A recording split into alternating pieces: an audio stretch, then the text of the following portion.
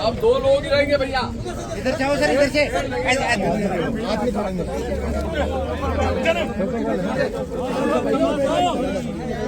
आप बड़े आदमी हो भूपेंद्र जी।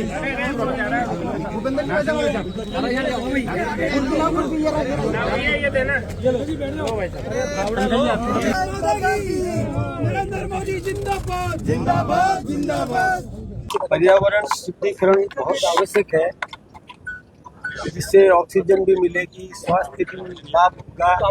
ये जागृति अभियान है जो हम लोगों ने आज तय किया कि हर एक जनप्रतिनिधि, चाहे वो एमएलए हो, जिला अध्यक्ष हो, पार्टी का पदाधिकारी हो, कैसा भी कोई भी जनप्रतिनिधि वो समाज में अभियान चलाए।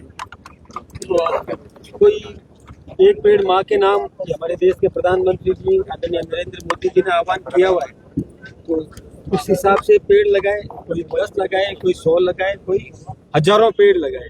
एक जागरूकता अभियान है, इसका श्री गणेश आज से किया। वैसे तो हमारा पहले से भी चल रहा था ये कार्यक्रम, आप सबको पता भी है। हम ये कार्यक्रम लगातार करते आ रहे हैं, पेड़ लगा भी रहे हैं। इसका ट्री गार्ड भी लगाते हैं, संरक्षण भी करते हैं, पूरा अपने पैरों पर खड़े होने तक उसकी निगरानी भी रखते हैं।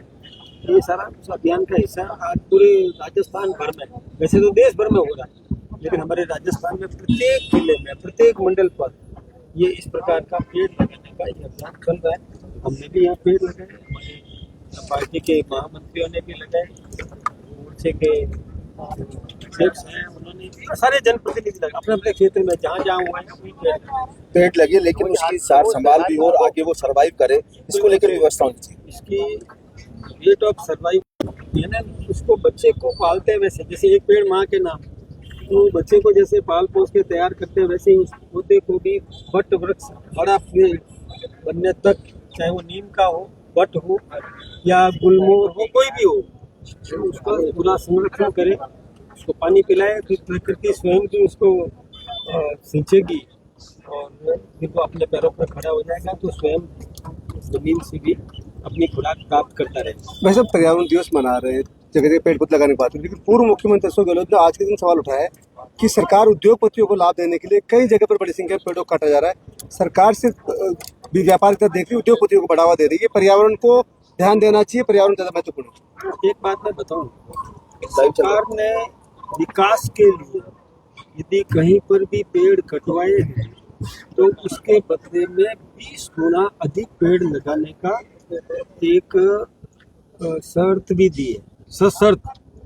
एनजीटी भी सशर्त अनुमति देती है और सरकार में वो तो पूर्व मुख्यमंत्री है, मुख्यमंत्री रहे हैं, उनको सब पता है कि सरकार किस आधार पर पेड़ काटने की अनुमति देती है। उसके बदले में कितने लगाने पड़ते हैं, चाहे सड़कों का चौड़ाईकरण हो, नई सड़कें बनाना हो, औद्योगिक विकास करना हो।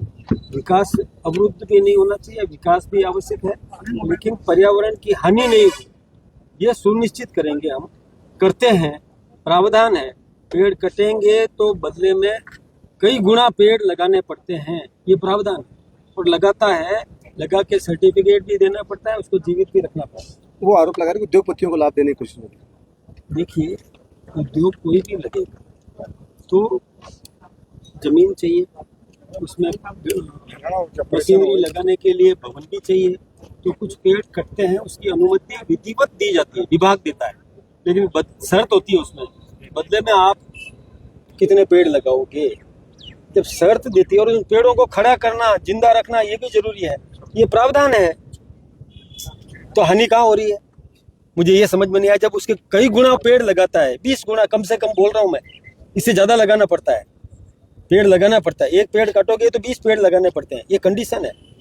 मैंने वो संख्या का थोड़ा बहुत हो सकता है कि 30 होंगे, लेकिन 20 से कम नहीं है, 20 से कम नहीं है, उतने पेड़ उसको लगाना है, खड़े करना है, ये कंडीशन होती है। वाले मुद्दे को इस बार उठाया क्या कि ये पाप उनका है।